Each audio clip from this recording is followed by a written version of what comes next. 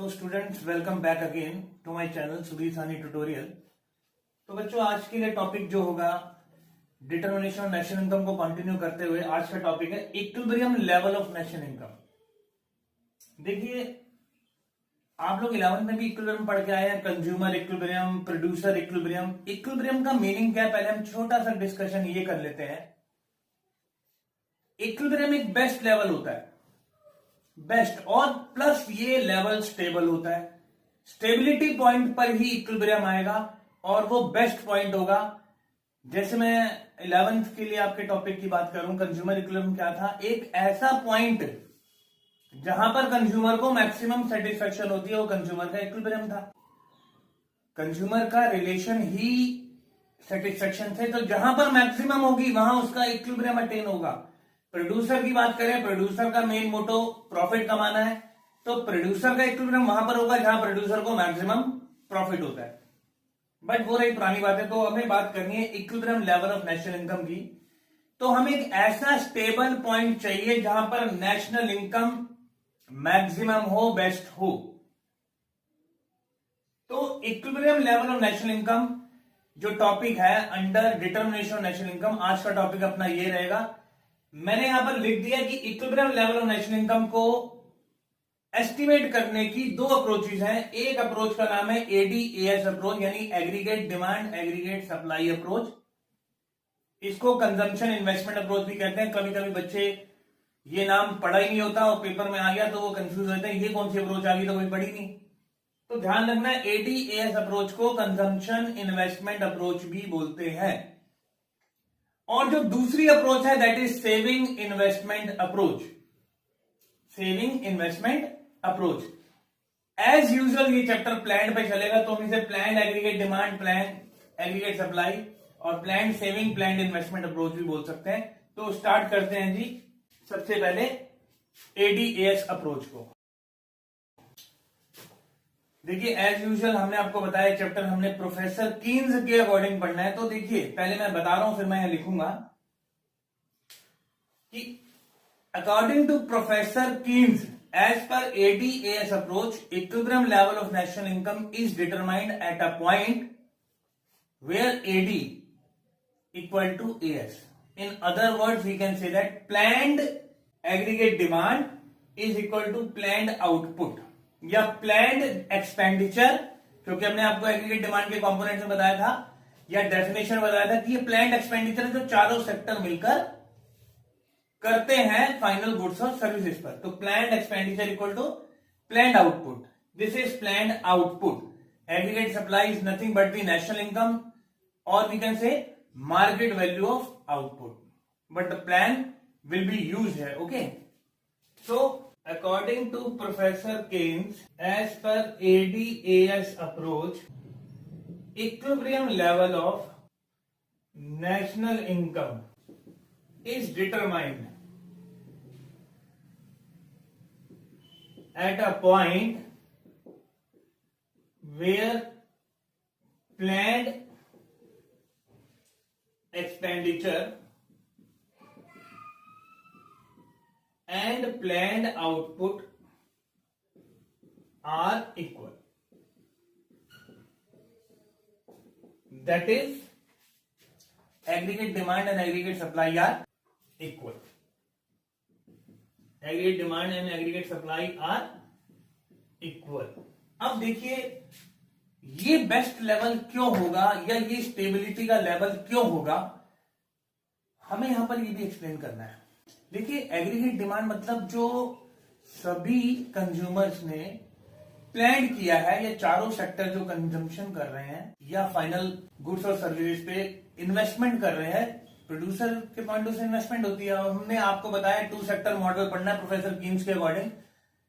तो कंजम्पशन और इन्वेस्टमेंट ये एक फाइनल खर्चे होंगे 2 सेक्टर मॉडल के अकॉर्डिंग। तो जब प्लान्ड एक्सपेंडिचर और प्लान्ड आउटपुट बराबर होंगे तभी इक्विलिब्रियम यानी स्टेबिलिटी आएगी, अदरवाइज इक्विलिब्रियम या स्टेबिलिटी नहीं आ सकती। एक्चुअली जो प्रोफेसर केन्स ने अपनी बुक लिखी थी, that book was named as theory of income and employment. ये चैप्टर कहीं ना कहीं एम्प्लॉयमेंट से भी जुड़ा हुआ है। अब एडी का मतलब total demand by all the four sector, जो भी उन्होंने फाइनल खर्चा करने की सोची है, और एएस का मतलब टोटल आउटपुट, जो उन्होंने प्रोड्यूसर ने बेसिकली प्रोड्यूस करने की प्लानिंग की हुई है। यदि ये दोनों बराबर नहीं होंगे तो दो पॉसिबिलिटी हो सकती हैं। आप सोचिए, या तो डिमांड ज्यादा हो गई, इतना माल नहीं बना, और या फिर डिमांड कम है और माल ज्यादा बन गया। अब बेसिकली इसमें क्या समस्या आएगी, अब डिमांड ज्यादा हो गई, माल नहीं बना, तो आपकी स्टेबिलिटी नहीं रहेगी। कैसे नहीं रहेगी? प्रोड्यूसर कहेगा भाई साहब डिमांड बहुत ज्यादा हो रही है और माल मुझसे कम बना है, तो वो और एम्प्लॉयमेंट बढ़ाएगा ताकि माल और बना के वो और प्रॉफिट मार्जिन कमाए। तो स्टेबिलिटी किस बात की हुई? क्योंकि जब वो एम्प्लॉयमेंट बढ़ाएगा, आउटपुट बढ़ेगा, तो नेशनल इनकम बढ़ेगी। वो स्टेबल कहां रही? हमने स्टेबिलिटी पॉइंट लेने हैं जहां पर वो फिक्स हो जाए, बिल्कुल फिक्स रिजिड हो जाए।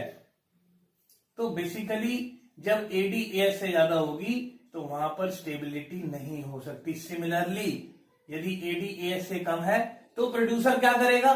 कहेगा भाई साहब मेरे से माल ज्यादा बन गया है और इतनी डिमांड नहीं आ रही, प्लानिंग के हिसाब से मेरे से ज्यादा माल बन गया और लोगों का प्लान कम था एक्सपेंडिचर फाइनल करने का, कम खरीदने का, तो उसके पास 100% स्टॉक बढ़ जाएंगे और वो कहेगा भाई साहब मैं वर्कर्स को पुराने क्या रखूं और उनको रखूंगा तो और स्टॉक मेरा गोडाउन भर जाएंगे मेरे, फायदा नहीं। तो वो इस केस में एम्प्लॉयमेंट को कट करेगा जिससे आउटपुट कम होगा और नेशनल इनकम ऑब्वियसली कम हुई। इसका मतलब उस केस में भी स्टेबिलिटी नहीं होगी। मगर हमने इक्विलिब्रियम पढ़ना है तो वहां पर स्टेबिलिटी होनी चाहिए। तो देखिए मैं एक लाइन लिख रहा हूं, at equilibrium level national income there is stability of output, income and employment. Output, income और एम्प्लॉयमेंट की स्टेबिलिटी होनी चाहिए।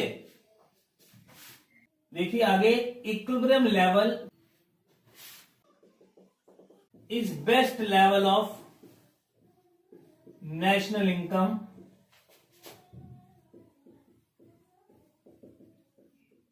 From economy point of view. Economy के पॉइंट ऑफ व्यू से वो बेस्ट लेवल होगा। तो आप इसकी डिटेल में ये लिख सकते हैं। बाकी ग्राफिकली आपको कैसे प्रेजेंट करना है वो मैं भी इसके बाद एक्सप्लेन कर रहा हूं। तो ये एडीएस अप्रोच की डिटेल है जी। अब मैं इसका ग्राफिकल बताऊंगा। लेट्स सी, एक बार मैं इसको फिर पढ़ देता हूं कि according to professor Keynes, as per AD S approach, equilibrium level will be decided at a point where AD equal to S, or in other words you can say that planned expenditure is equal to planned output, and there must be stable point of national income at the equilibrium level. That is, there must be no change in the employment, in the output, as well as level of national income at the equilibrium level of national income. Okay, तो देखिए अब इसका graphical देख रहे हैं। Now see the graphical presentation.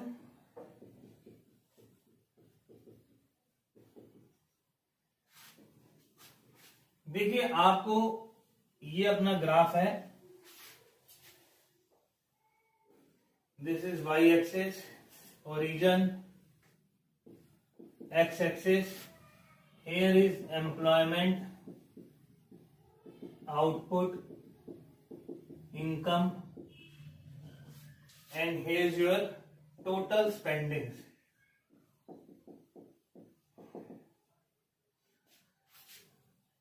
You know aggregate demand curve is a positive slope curve. Aggregate supply is also positive but making 45-degree angle with the origin. This is your aggregate supply and here is your aggregate demand. Okay, ये graph हम पहले ही सीख चुके हैं। तो जहां पर ये इंटरसेक्ट करेंगे this point can be considered as the equilibrium point, and this level is the equilibrium level of national output और national income, OQ level. देखिए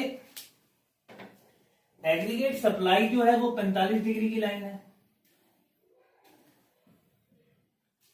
और एक बात और ध्यान रखना जी, इस ई पॉइंट को इफेक्टिव डिमांड भी बोलते हैं।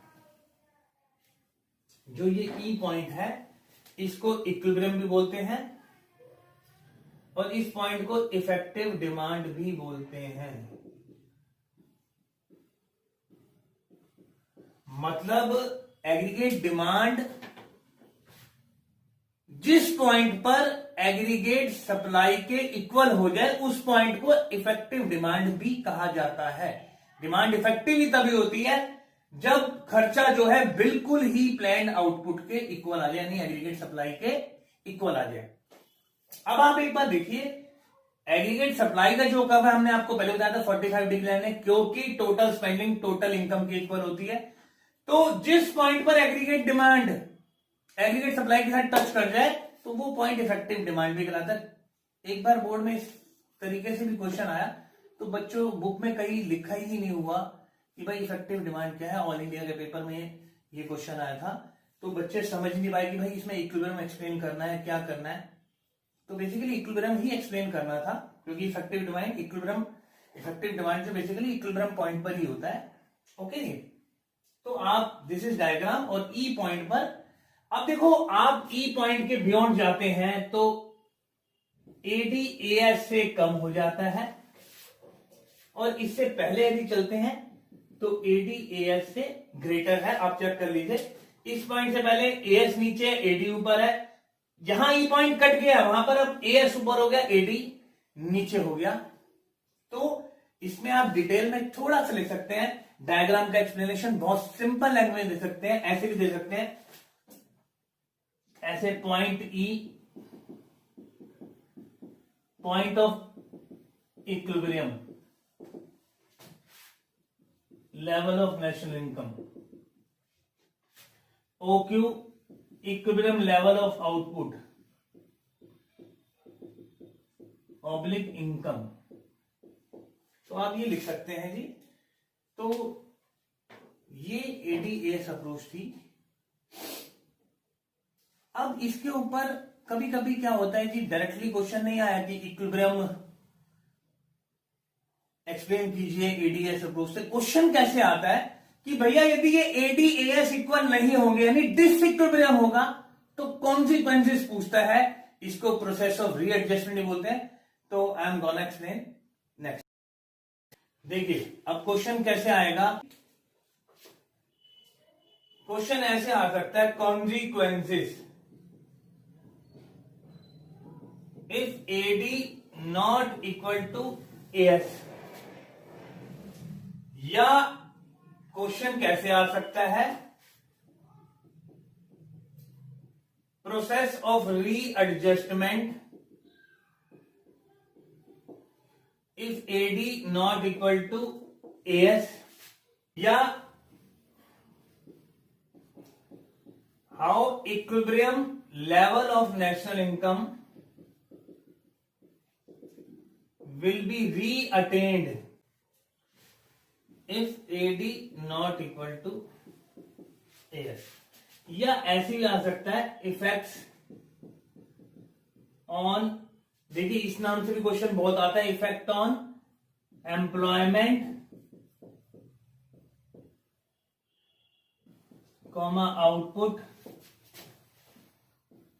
And national income if AD not equal to AS. अब देखिए एक बात ध्यान रखना, मैं जहां जहां पर लिख रहा हूं AD is not equal to AS, इसका मतलब there could be two possibilities, whether AD would be greater than AS और it would be less than AS. या तो एडी ग्रेटर होगा एएस से, या एडी लेस देन एएस से होगा।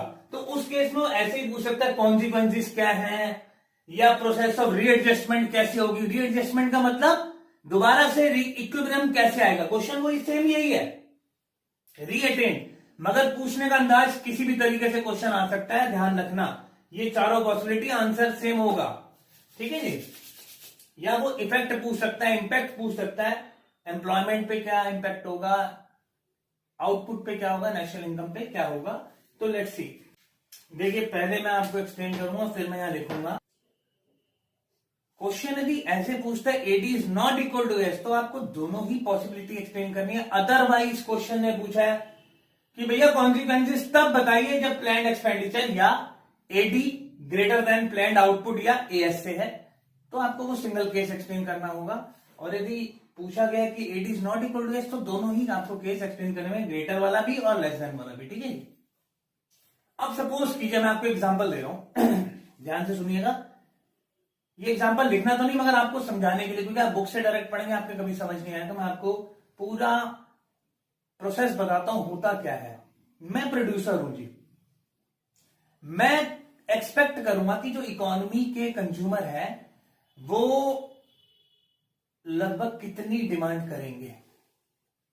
मान लीजिए मैं एक दुकानदार हूं, मैं अपनी दुकान पे माल उतना ही डालूंगा ना जितना मुझे बेचने का पोटेंशियल पता है, एक्सपेक्टेशन है कि कंज्यूमर कितना माल खरीदेगा। सपोज कीजिए मैं प्रोड्यूसर हूं, तो मैं ये एक्सपेक्ट करूंगा या आइडिया लगाऊंगा या प्लान करूंगा कि भाई कंज्यूमर सपोज इकोनॉमी के 900 करोड़ की डिमांड करेंगे, 900 करोड़ की। और यदि मैं प्रोड्यूसर हूं तो मुझे स्टॉक भी करना है, क्योंकि हर प्रोड्यूसर अपने सेफ्टी पॉइंट ऑफ व्यू से स्टॉक भी करना चाहता है कि कभी एक्स्ट्रा डिमांड आ गई तो मीट कहां से की जाएगी। तो मान लो 100 करोड़ का मैं प्रोड्यूसर हूं, मैंने सोचा है कि भाई मैं स्टॉक भी करूंगा, तो टोटल जो प्लान्ड आउटपुट होगा वो 1000 करोड़ का होगा जी। अब सिचुएशन क्या आती है कि एडीएएस से ज्यादा हो गया, मतलब जो मैंने सप्लाई उनको देने के लिए सोची थी 900 करोड़ की, वो डिमांड 900 की जगह 950 करोड़ हो जाए। सपोज कीजिए मैंने 900 करोड़ एक्सपेक्ट किया मगर वहां 950 करोड़ हो गई, तो देखिए होगा क्या, मैं 1000 में से 950 दे दूंगा तो मेरे पास जो स्टॉक बचेगा वो 100 करोड़ की जगह 50 करोड़ ही बचेगा। मैंने सोचा था मेंटेन करना 100 करोड़, बट मेरे पास मेंटेन होगा ओनली 50 करोड़। अब देखिए मैं क्या करूंगा एज ए प्रोड्यूसर, अपने स्टॉक को मेंटेन करने के चक्कर में कि भाई मेरा स्टॉक कम मेंटेन हुआ है, मैं नए वर्कर्स को हायर करूंगा। यानी कि जो उसने कॉन्सिक्वेंसेस पूछे थे तो उसमें आउटपुट बढ़ाने के चक्कर में मुझे एम्प्लॉयमेंट बढ़ानी पड़ेगी। प्रोड्यूसर जो है हायर करेंगे नए वर्कर्स को, 100% हायर करेंगे, और हायर करने की वजह से आउटपुट बढ़ेगा जी, क्योंकि जब वो आएंगे माल बनाएंगे तो आउटपुट बढ़ेगा, और जब आउटपुट बढ़ेगा तो उसका मार्केट वैल्यूएशन यानी कि नेशनल इनकम भी बढ़ेगी। तो ये तरीका होता है प्रोसेस लिखने का। देखो मैं लिख रहा हूं, देखना जरा लैंग्वेज कैसे लिखनी है। यदि ऐसे कॉन्सिक्वेंसेज आ जाए या प्रोसेस ऑफ रीएडजस्टमेंट आ जाए तो कैसे मैं इसको ग्राफिकली भी दिखाऊंगा, पहले लिखना कैसे मैं ये बता रहा हूं। If AD is greater than AS, there would be undesired decrease in the stock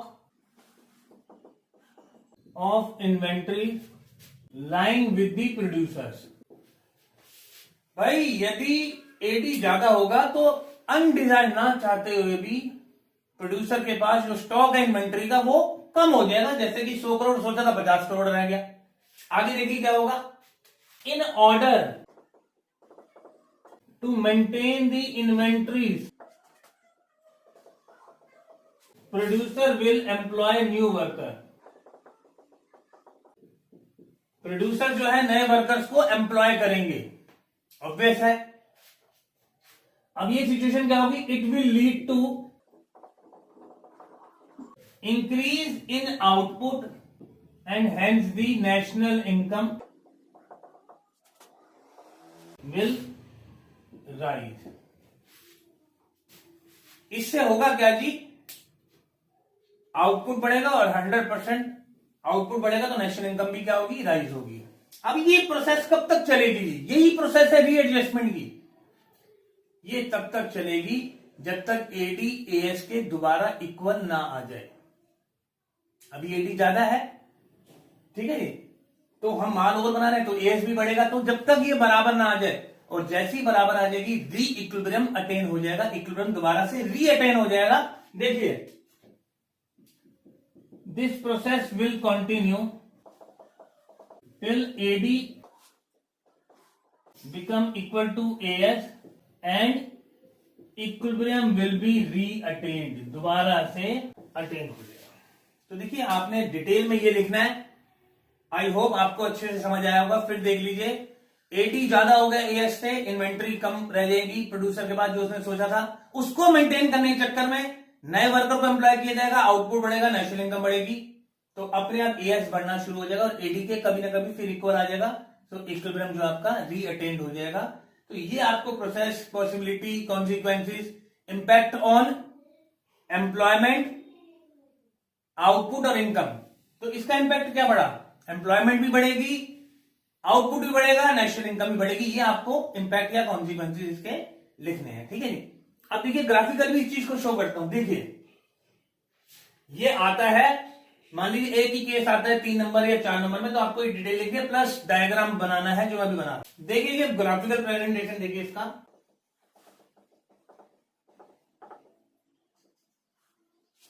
this is AS 45 degree, this is AD, और आप एक देखिए, ये तो इक्विलिब्रियम है, मगर एडी जो एएस से ज्यादा है वो ई पॉइंट से बिलो है, पहले है। तो मान लीजिए यहां पर ये मेरा इस पॉइंट पर एडी ज्यादा है OQ1 पे। अब मैंने आपको बताया, नीचे आपकी एम्प्लॉयमेंट आती है, आउटपुट आता है, इनकम आता है जी। तो मैंने आपको अभी सारे प्रोसेस में बताया कि एम्प्लॉयमेंट बढ़ेगी, जिसकी वजह से क्या होगा, आउटपुट बढ़ेगा, नेशनल इनकम भी बढ़ेगी, यानी कि 100% ये बढ़ेगा, ये नीचे वाला लेवल, और कहीं ना कहीं वहां रुक जाएंगे जहां पर दोबारा से इक्विलिब्रियम आ जाए, यानी OQ लेवल अचीव हो जाए।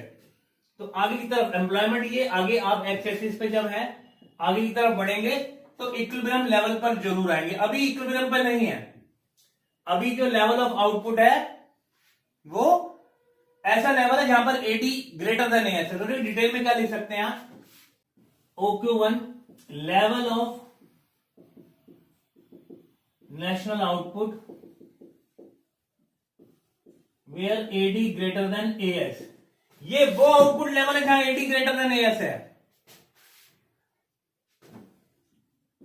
After increase in employment, output and income,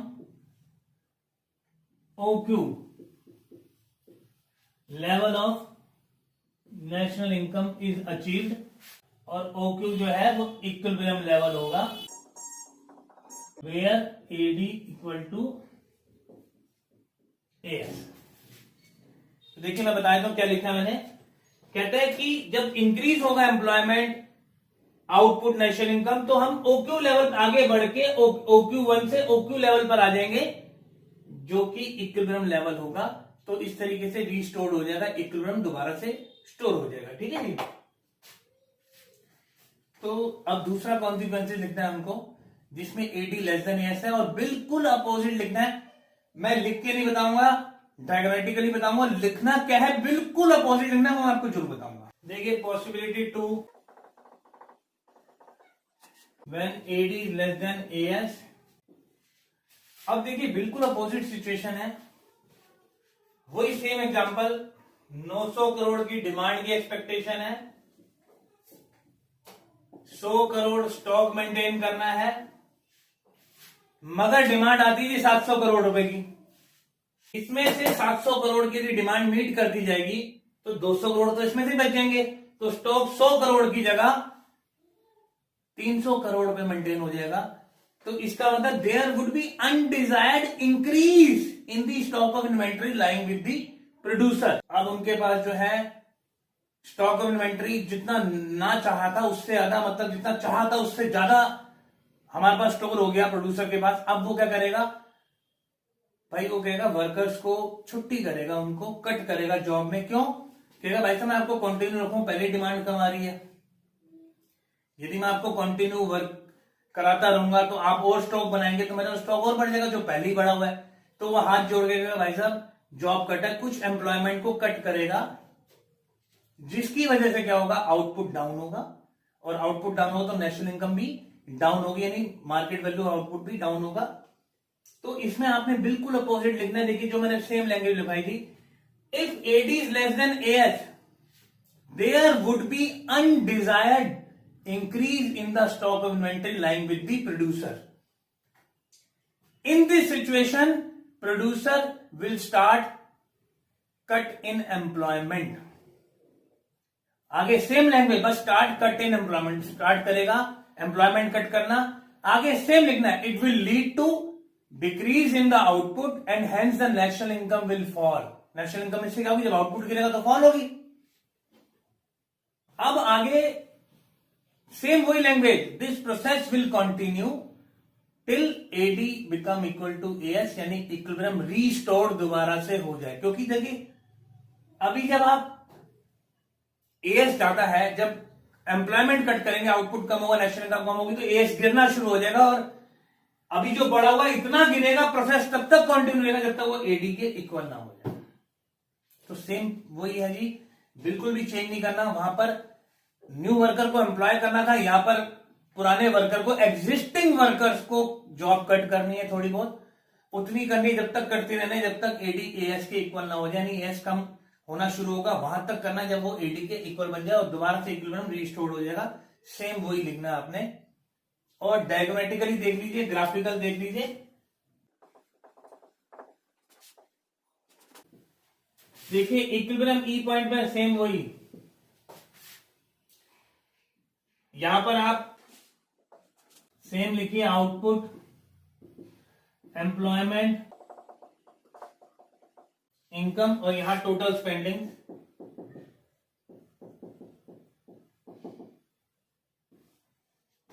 this is O point, Y point, Y axis, X axis, ठीक है जी।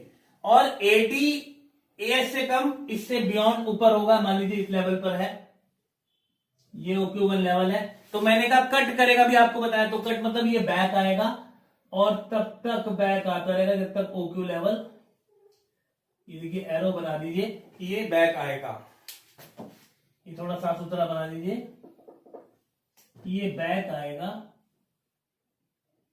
ये। और वही जैसा हमने आपको एक्सप्लेनेशन में लिखा है कि तब तक ये एम्प्लॉयमेंट को कट करेगा, आउटपुट कट होगा, नेशनल इनकम तब तक कट होगी जब तक दोबारा एडी एएस के इक्वल ना बन जाए और इक्विलिब्रियम रीस्टोर्ड ना हो जाए। तो देखिए सेम वहां पर भी जैसे मैंने लिखा था, OQ1 लेवल ऑफ आउटपुट, ये वो लेवल है जहां पर एडी लेस देन एएस है, और after cut in employment, output and income, OQ level आपका अचीव हो। OQ1 वो था जहां पर एडी लेस देन एएस था, और OQ जब तक OQ वो लेवल है जब कट करने के बाद आया, और OQ level equilibrium level of national income होगा। तो ये एडीएस अप्रोच यहां पर खत्म होती है। तो ये पूरी एडीएस अप्रोच है। मैंने आपको कॉन्सिक्वेंस अप्रोच क्या है ये बता दिया, इसके कॉन्सिक्वेंसेस क्या है, इंपैक्ट क्या है एम्प्लॉयमेंट पे, इक्विलिब्रियम पे, नेशनल इनकम पे, ये सब बता दिया। तो किसी भी तरीके से, जैसे 4 ऑप्शन बताए थे, किसी भी तरीके से आ सकता है, ठीक है।